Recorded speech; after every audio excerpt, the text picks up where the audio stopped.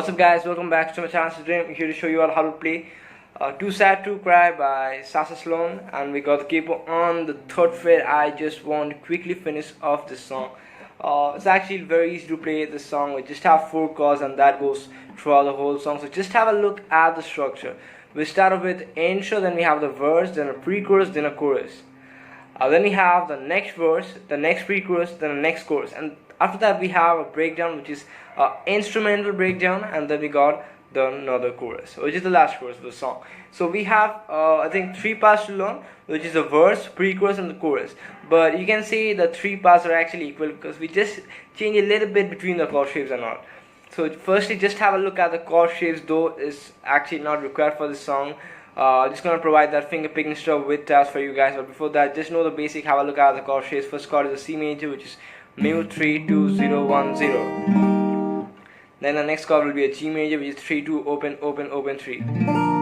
Then a E minor 0 2 2 0 0 0. Then a D major, mute mute open second third second. That's it. So unlike other song, I just want to show you this one in a different approach. So firstly, let's learn the main parts of the song. So now let's focus on a C major chord, okay? So I'm using my thumb to play the E string, index finger to play the D string, and my middle finger to play the G string.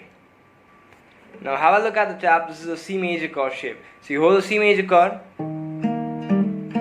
So the picking goes something like this.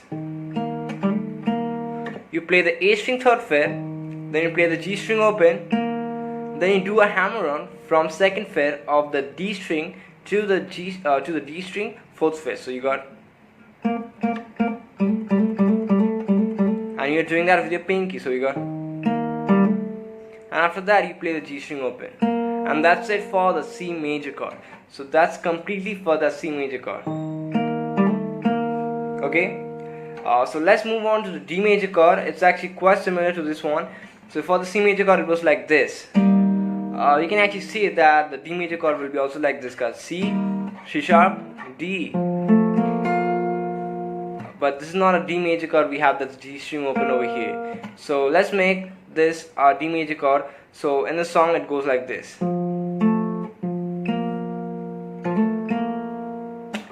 So we play. This shape is actually 5th fret on the A string, then we got D string 4th fret, then G string open. So we play 5th fret on the A string, then the G string. So you can see the pattern actually repeats itself on other chords. And then you do a hammer on from open to the 4th fret on the G string, and then you play the G string again open. Now the thing about this is, I see sometimes they play it like this, hammer on from open to 4th. So just notice on the D string what I'm doing. But the next time, I see sometimes it actually changes. Just a little bit variation we have. Next time sometimes they play it like this. So instead of that doing that hammer on from open to 4th fret, sometimes I see they do the hammer on from 2nd to 4th fret. Well, that's okay. You can do that. So you got nice and easy. And sometimes I see they don't hammer on. They just play A string, then the G string, then D string 4th fret, then a G string. 2nd fret. No hammer. That's okay. Now let's move on to that E minor chord, but this is a completely different shape over here. It's actually a minor chord. You can play a C minor chord over here like this. When you bring the shape down over here on 1 2 3 4 5 6 7. 7th fret on the A string and 5th fret on the D string. So again, this is an E minor chord. I do the exact same pattern. Play the A string, then the D string, then the G string. Sorry, A string, then the G string open, then the D string 4th fret, then open G string. Now obviously over here you can do the same thing.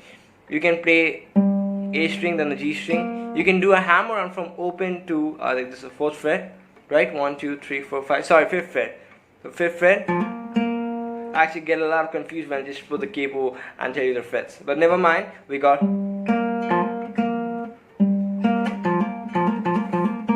So basically, you're hammering over here. From open to 5th, you're just doing a hammer. So a big hammer, you can actually see. but sometimes you will see they just don't hammer on. So again, I told you this is like a variation. Next time, no hammer on. Works well though. It's actually the same thing. You can just do anything you want. It's up to you. And now let's have a look at the G chord over here we had. So this one is basically just a little bit different shape over here. We have the E string 3rd fret. We got a pinky on the D string 4th fret. D string 5th fret. So we play the exact same pattern. So E string 3rd fret, but this time we just change our bass note. We play the E string 3rd fret, G string open, D string, G string.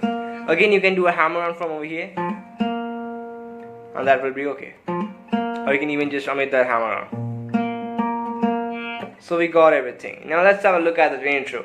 So for the intro, our chord progression will be a C, then a D, then an E minor, another time E minor. So what happened is this line gets repeated twice for the intro. So we got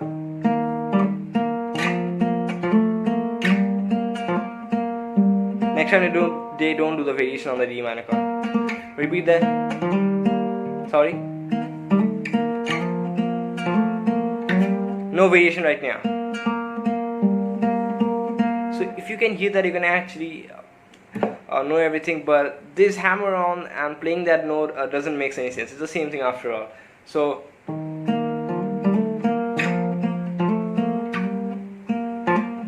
only the first time they do the hammer on, second time when they play it like this.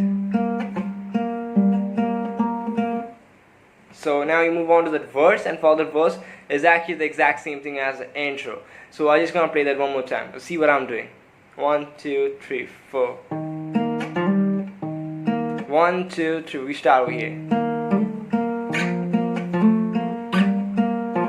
Same thing. No hammer on. So notice everything. Make sure you pause the video. You can just replay that. And then we have the pre-chorus. The chord progression just changes slightly. We play a C, then a D as usual, but then we play a E minor. Yeah, that's okay. But then instead of playing that E minor 2 times, we actually put that G in that last D. So we got a G right now. And now you're just gonna play that G shape. You can just do the hammer on if you want, or you can just omit that. So let's play that.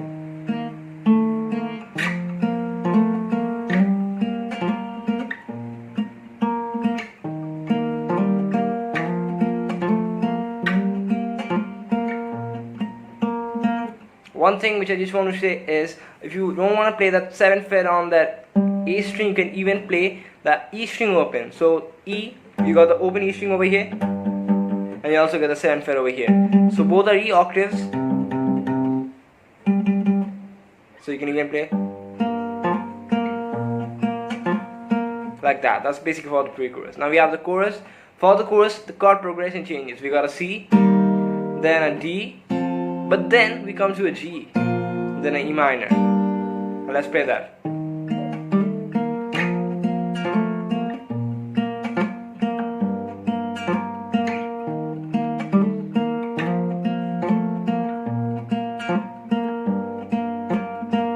So that's basically very nice and easy to play.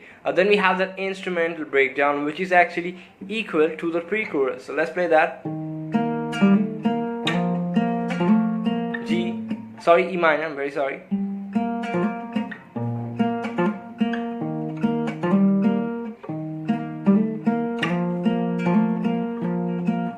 I got messed up. Start.